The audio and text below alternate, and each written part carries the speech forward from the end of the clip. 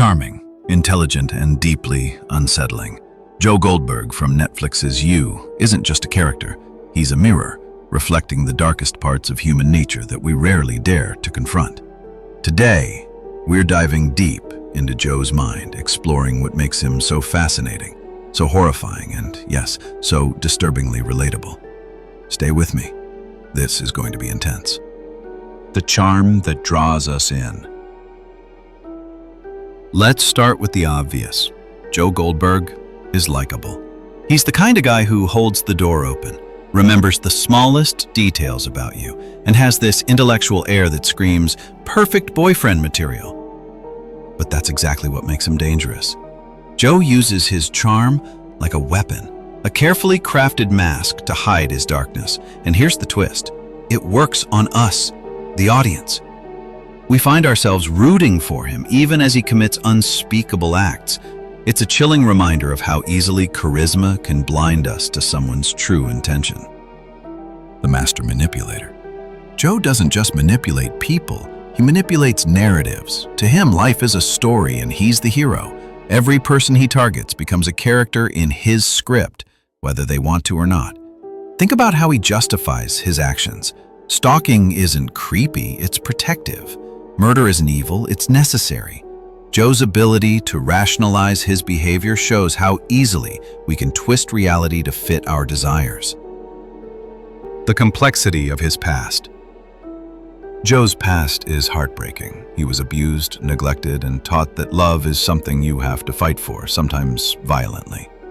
His childhood shaped his obsessive need to control, to possess, and to protect at all costs. But here's the hard truth. Trauma explains his behavior, but it doesn't excuse it. Joe is a walking example of how unresolved pain can turn into something monstrous if left unchecked. The obsession with love. Joe's obsession with love isn't about love at all, it's about control.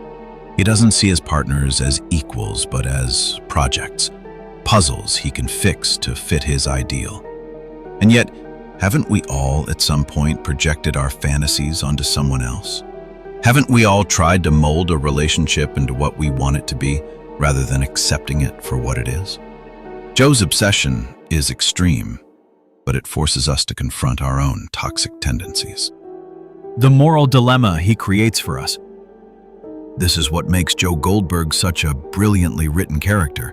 He's not pure evil. He's saved lives, cared deeply for people, and even shown moments of self-awareness. And yet, he's a killer. So why do we keep watching? Why do we sometimes want him to succeed? The truth is, Joe taps into our empathy. He makes us question our own morality, our own biases. How far would we go for love, for survival, for revenge? Joe is the ultimate antihero, someone we fear but can't look away from. The bigger picture, society's role. Joe isn't just a character, he's a product of our culture. A world where privacy is dead, where social media makes stalking easy, and where loneliness drives people to extremes. Maybe the real horror of You isn't Joe, it's the society that allows someone like him to exist.